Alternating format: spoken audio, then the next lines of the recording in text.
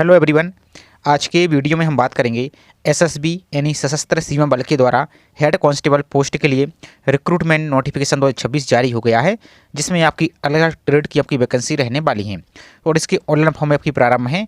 तो आज के वीडियो में इसके ऑनलाइन फॉर्म को कैसे आपको फिल करना है कंप्लीट प्रोसेस देखने वाले हैं। तो चलिए स्टार्ट करते हैं आज के वीडियो को। साथ ही चैनल पर आप यदि पहली बार विजिट कर रहे हैं तो चैनल को सब्सक्राइब करके जरूर रखिए और वीडियो को लाइक नहीं किया तो वीडियो को भी लाइक जरूर कीजिए और प्लीज़ ज़्यादा से ज़्यादा चैनल को भी सपोर्ट कीजिए। तो वैकेंसी यहाँ पर देख लेते हैं आपकी कौन कौन सी ट्रेड में आपकी वैकेंसी निकाली गई है। तो यहाँ पर हम देख लेते हैं। तो यहाँ पर आपका हेड कांस्टेबल आपका स्टुअर्ड, इसमें पोस्ट आप देख लीजिए। इसके बाद हेड कांस्टेबल कम्युनिकेशन, इसमें आपके यहाँ पर वैकेंसी है अलग अलग कैटेगरी में। इसके अलावा हेड कांस्टेबल इलेक्ट्रीशियन और आपका वेटनरी, इसमें 233 वैकेंसी आपकी निकाली गई हैं। अब इसकी एजुकेशन क्वालिफिकेशन और आपका पे स्किल लेवल 4 के तहत आपका पे स्किल यहाँ पर रहने वाला है। क्वालिफिकेशन की बात करें तो अलग अलग पोस्ट में यहाँ पर रहने वाला है। तो जैसे यहाँ पर हम हेड कांस्टेबल कम्युनिकेशन की बात करें, इसी प्रकार से इसमें आपको जो सर्टिफिकेट यहाँ पर है ये आपके पास होना चाहिए। तो यहाँ पर आपको 12th पास फिजिक्स केमिस्ट्री और मैथमेटिक्स से हैं तो आप अप्लाई कर पाएंगे, या फिर आपके पास 3 साल का डिप्लोमा है आपके पास इलेक्ट्रॉनिक्स में या कम्युनिकेशन में या कंप्यूटर साइंस में या इन्फॉर्मेशन टेक्नोलॉजी में, तो भी आप अप्लाई कर पाएंगे। इसके अलावा जो इलेक्ट्रीशियन है इसका भी देख सकते हैं और एज रिलैक्सेशन यहाँ पर आप है जो अलग अलग कैटेगरी के अनुसार रहेगा। तो अपर एज आपकी 27 साल, मिनिमम 18 साल, इसमें आपकी 25 साल, लेकिन जो कैटेगरी के अनुसार एज रिलैक्सेशन है यहाँ पर आप देख सकते हैं किस कैटेगरी को यहाँ पर कितनी रहेगी, तो इसको आप एक बार चेकआउट कर लीजिए। इसका देखिए नेक्स्ट है इसकी एप्लीकेशन फ़ीस कितनी लगने वाली है। तो यहाँ पर यूआर के लिए, ईडब्ल्यूएस और ओबीसी के लिए 100 रुपये, बाकी एससी एसटी एक्स सर्विसमैन और फीमेल कैंडिडेट इनके लिए कोई फीस यहाँ पर नहीं है। सिलेक्शन प्रोसेस का बात यहाँ पर और कर लेते हैं हम, इसमें क्या रहेगा। तो सिलेक्शन प्रोसेस यहाँ पर देखिए आपका पहला यहाँ पर आपका फिजिकल स्टैंडर्ड टेस्ट होगा और आपका फिजिकल एफिशिएंसी टेस्ट यानी पीईटी और फिजिकल स्टैंडर्ड टेस्ट यानी पीएसटी। इसके बाद एक रिटन टेस्ट होगा और यहाँ पर आपका कितना फिजिकल होगा, कितनी दौड़ होगी, इन सभी को यहाँ पर मेंशन कर दिया है तो उनको देख सकते हैं। और आपकी जो हाइट है मिनिमम, इसको भी यहाँ पर आप देख सकते हैं। तो ये पूरी जानकारी है। अब चलिए इसके ऑनलाइन फॉर्म के पोर्टल पर चलते हैं। तो आपको सिंपल सा अपने ब्राउजर में टाइप करना है एसएसबी रिक्रूटमेंट 2026 और सर्च पर आपको क्लिक कर देना है। तो जो पहली लिंक आपको दिख रही है सशस्त्र सीमा बल गवर्नमेंट ऑफ इंडिया, इस पर आप क्लिक कीजिए। जैसे इस पर क्लिक करते हैं तो आपका इस प्रकार का पेज ओपन होगा। थोड़ा आपको वेट करना है यहाँ पर, तो आपका इस प्रकार का पेज ओपन हो जाएगा। आपको नीचे को चलिए ना स्क्रॉल करते हुए, तो यहाँ पर आ जाइए आप नीचे को और स्क्रॉल करते हुए।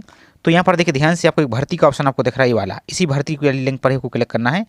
एएसबी भर्ती जो वेबसाइट है इस पर क्लिक नहीं करना, आपको भर्ती पर ही क्लिक करना है। अब जैसे इस पर क्लिक करते हैं देख सकते हैं यहाँ पर वैकेंसी चल रही है। आपकी हेड कांस्टेबल की चल रही है, यहाँ पर देखिए आपका मेडिकल की भी चल रही है, आपकी मेडिकल कैडर की। इसके अलावा देखिए एसआई की भी चल रही है आपकी पद यहाँ पर आपका, और कांस्टेबल की आपकी एग्जाम चल रही है। तो पहले हम यहाँ आज की वीडियो में हेड कांस्टेबल की ऑनलाइन फॉर्म का प्रोसेस देखते हैं, इसके बाद अन्य वैकेंसी का भी यहाँ पर प्रोसेस हम देखेंगे। तो इस प्रकार से आपको दिख रहा है, यहाँ पर इसकी नोटिफिकेशन को डाउनलोड कर सकते हैं और यहाँ पर जो विज्ञापन दिख रहा है इस विज्ञापन पर आपको एक बार क्लिक कर देना है। अब जैसे इस पर क्लिक करते हैं तो आप देखिए नोटिफिकेशन दिख रहा है साइड में, और इसके सामने कोई जो अप्लाई का ऑप्शन दिख रहा है इस अप्लाई पर, जिस भी पोस्ट के लिए अप्लाई करना चाहते हैं उसके सामने जो अप्लाई का दिख रहा है इस अप्लाई पर आप यहाँ से आप क्लिक करेंगे। तो ये पहली वाली लिंक आपकी कांस्टेबल की है, दूसरी वाली आपकी हेड कांस्टेबल की है यहाँ पर देखिए, और तीसरी वाली आपकी जो एसबी आपका सब इंस्पेक्टर, इनकी यहाँ पर वैकेंसी निकाली गई है। तो जिस पूछ के लिए आपको अप्लाई करना है उसके सामने जो लिंक दिख रही है अप्लाई, उस पर आप क्लिक करेंगे। तो आज की वीडियो हम देखेंगे हेड कांस्टेबल। तो जो तीसरे नंबर आपको लिंक दिख रही है हेड कांस्टेबल, इसके सामने इसकी पीडीएफ दिख रही है और इसके सामने आपको जो अप्लाई की लिंक दिख रही है इसी अप्लाई पर आपको क्लिक कर देना है। तो जैसे इस पर क्लिक करेंगे तो आपको देख सकते हैं इस प्रकार का पेज दिखेगा। आपको जो अप्लाई का ऑप्शन दिख रहा है इसी अप्लाई पर क्लिक करना है और लास्ट डेट आपकी देख सकते हैं 20/4/2026 रखी गई है। तो अप्लाई पर क्लिक कीजिए। जैसे अप्लाई पर क्लिक करते हैं तो सबसे ऊपर आपको ऑप्शन दिख रहा है रजिस्टर का, तो इस रजिस्टर पर ही आपको क्लिक कर देना है। अब जैसे ही रजिस्टर पर क्लिक करते हैं तो आपके यहाँ पर रजिस्ट्रेशन ओपन हो जाएगा। सबसे पहले आपको पोस्ट सेलेक्ट करना है, कौन सी पोस्ट के लिए अप्लाई करना चाहते हैं। तो सभी ट्रेड की यहाँ पर आपको लिस्ट देखने को मिल जाएगी। तो किसी एक पोस्ट को यहाँ पर आपको हम अप्लाई करके दिखाते हैं, बाकी सभी पोस्ट का प्रोसेस सेम रहने वाला है। तो जैसे हम हेड कांस्टेबल कम्युनिकेशन को सिलेक्ट कर देते हैं। अब जैसे इस पर सेलेक्ट करते हैं तो देख सकते हैं इसकी क्वालिफिकेशन भी आपको सामने देखने को मिल जाएगी। तो 12th पास होना चाहिए फिजिक्स केमिस्ट्री और मैथमेटिक्स के साथ, या फिर आपके पास 3 साल का डिप्लोमा आपके पास इनमें से होना चाहिए। अब यहाँ पर अपनी सभी जानकारी फिल करना है। तो यहाँ पर अपना फर्स्ट नाम फिल कीजिए और सभी डिटेल्स आपको 10th के सर्टिफिकेट के अनुसार ही आपको फिल करना है। तो यहाँ पर अपना फर्स्ट नाम फिल कीजिए, यहाँ पर अपना फर्स्ट नाम फिल कीजिए कैपिटल लेटर में इस प्रकार से। यदि आपका मिडिल नेम है तो मिडिल नेम भी फिल कीजिए, और आपका मार्कशीट में सरनेम लिखा है तो सरनेम को भी फिल कीजिए, अन्यथा इसको खाली छोड़ दीजिए, सिर्फ फर्स्ट नेम आपको फिल करना आवश्यक रहेगा। इसके बाद देखिए नेक्स्ट आपका फादर्स नेम, तो पिता का नाम फिल कीजिए, यहाँ पर अपने मदर का नाम फिल कीजिए। इसके बाद अपनी डेट ऑफ बर्थ, जो कैलेंडर का आइकन दिख रहा है ये वाला, इस कैलेंडर पर टिक कीजिए। और इस फॉर्म को आप अपने ऑनलाइन फॉर्म के लिए मोबाइल फ़ोन से भी फिल कर सकते हैं, सेम प्रोसेस रहने वाला है। तो सबसे पहले ईयर को सिलेक्ट कीजिए, आपके डेट ऑफ बर्थ का ईयर क्या है, तो इस प्रकार से ईयर आ जाएगा। आपका जो भी मंथ है, इस प्रकार से फिर आपको मंथ को ऑप्शन पर क्लिक करना है। तो जो भी आपका मंथ है, इस प्रकार से अपने मंथ को सिलेक्ट कीजिए और आपकी जो भी डेट है, इस प्रकार से अपनी डेट को सिलेक्ट कीजिए। तो आपका डेट ऑफ बर्थ यहाँ से फिल हो जाएगा। इसके बाद देखिए नेक्स्ट आपका जेंडर, तो इस प्रकार से अपना जेंडर को सिलेक्ट कीजिए। नेशनलिटी तो आपको इंडियन कर देना है। आपका नेक्स्ट रिलीजन, आपका धर्म, तो जो भी आपका धर्म इस प्रकार से लिस्ट देखने को मिल जाएगी, तो अपना धर्म को सिलेक्ट कीजिए। इसको देखिए नेक्स्ट मैरिटल स्टेटस, यानी विवाहित स्थिति, आप विवाहित हैं या सिंगल हैं, यानी अनमेरिड हैं या मेरिड हैं। यदि सिंगल है आप विवाहित हैं तो अनमेरिड पर टिक कीजिए इस प्रकार से। इसका देखिए नेक्स्ट आपकी कैटेगरी, तो अब आपकी जो भी कैटेगरी है, इस प्रकार से अपनी कैटेगरी को सिलेक्ट करना होगा। यूआर हैं या जनरल हैं, ईडब्ल्यूएस हैं या ओबीसी हैं या एससी एसटी। तो हम रिजर्व कैटेगरी से आपको अप्लाई करके दिखाते हैं किस प्रकार से आपको क्या आगे प्रोसेस रहेगी। तो जैसे हम ओबीसी सेलेक्ट करते हैं, तो यहाँ पर देखिए अब जब रिजर्व कैटेगरी से अप्लाई कर रहे हैं, तो आपका जो सेंट्रल कास्ट का, सेंट्रल गवर्नमेंट का जाति प्रमाण पत्र है, ये आपको यहाँ पर होना चाहिए और आपको डॉक्यूमेंट वेरिफिकेशन के टाइम आपको यहाँ पर लेके जाना होगा। यहाँ पर देख सकते हैं। और एक बात ध्यान दीजिए, आपको जाति प्रमाण पत्र अभी फॉर्म जो फिल कर रहे हैं इस टाइम आपको बनवा लेना है, ताकि आपको बाद में कोई समस्या ना हो। इसी प्रकार से अपना एससी, एसटी इन सभी के लिए सेम प्रोसेस यहाँ पर रहने वाली है। तो जो भी आपकी कैटेगरी वो, और यहाँ पर आपको एज रिलैक्सेशन भी देखने को मिल जाएगा। जैसे ओबीसी सिलेक्ट करते हैं तो 3 साल दिख रहा है, और यदि एससी सिलेक्ट करते हैं तो 5 साल आपको इस प्रकार का। तो अलग अलग कैटेगरी के अनुसार यहाँ पर देखने को मिलेगा। जैसे इरेगुलर सेलेक्ट करते हैं तो यहाँ पर आपको कोई एज रिलैक्सेशन आपको यहाँ पर नहीं मिलेगा। तो इसके बाद देखिए नेक्स्ट है, यदि आप यहाँ पर बिलोंग करते हैं, यहाँ पर देखिए इनमें से यहाँ पर गढ़वाली, कुमायूं या गोरखा, डोंगरी या मराठास, तो एस करेंगे, नहीं तो आपको नो पर क्लिक करना है। इसका देखिए नेक्स्ट, यदि आप डोमिसाइल यहाँ पर डोमिसाइल ऑर्डिनरी इन जम्मू कश्मीर ड्यूरिंग 1980 से 1989 के बीच में, तो एस कीजिए, नहीं तो नो पर क्लिक करना है।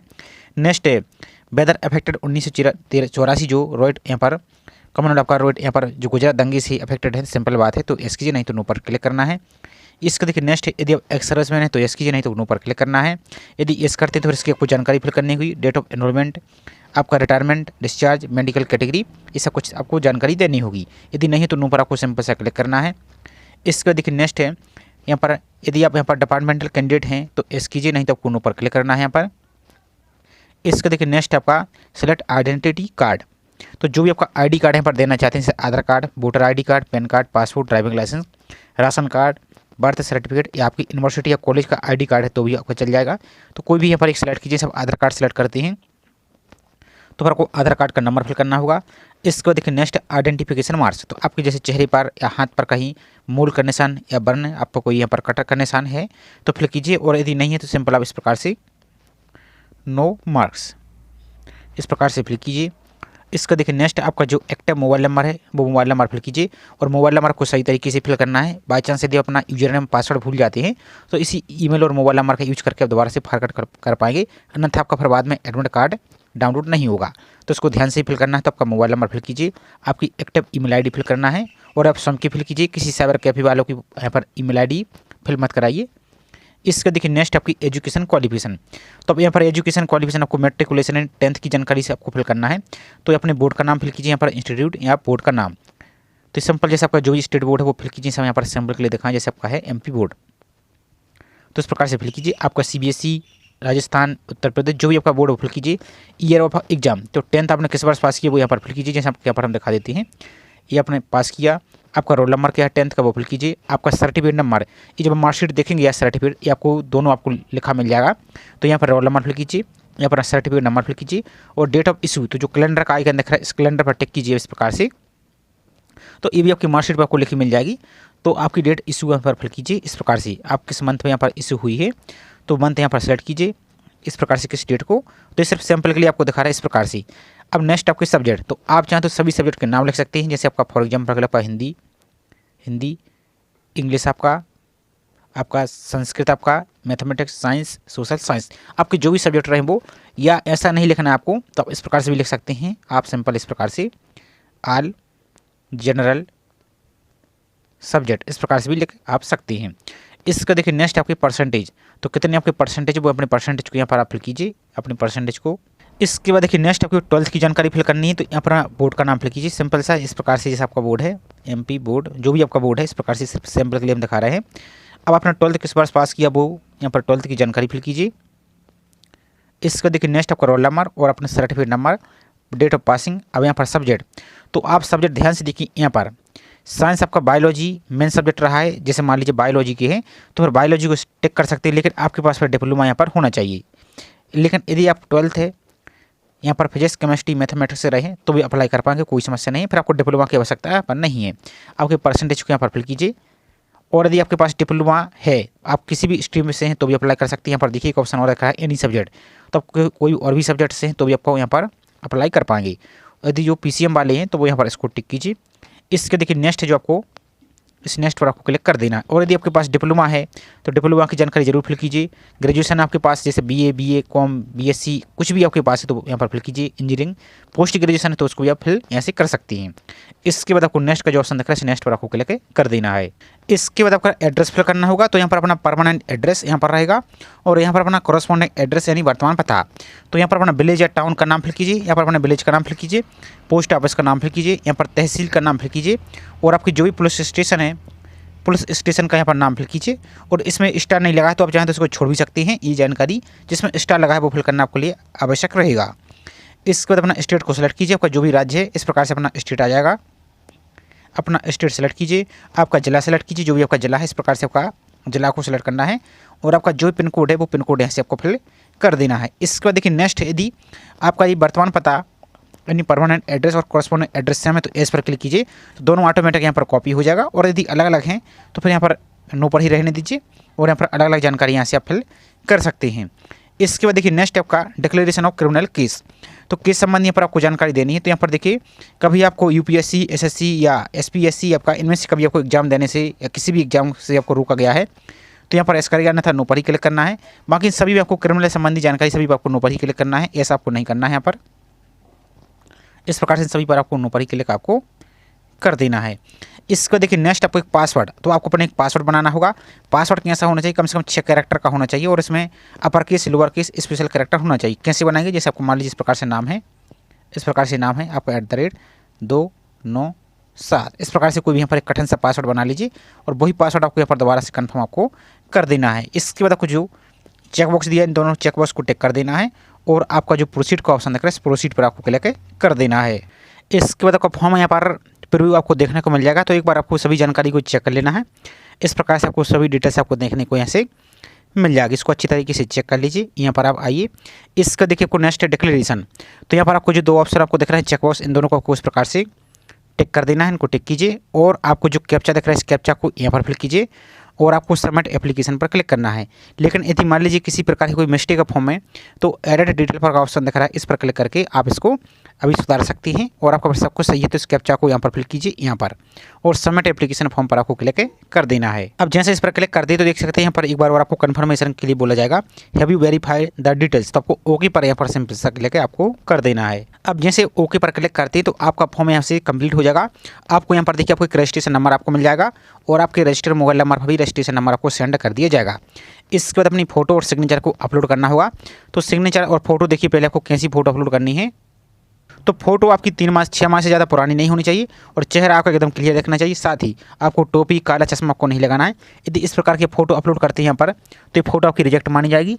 इस प्रकार की फ़ोटो भी चलेगी और इस प्रकार की फ़ोटो आपको चलेगी और फोटो 500 KB तक इसमें आप अपलोड यहाँ से JPG में या PNG में अपलोड कर सकते हैं।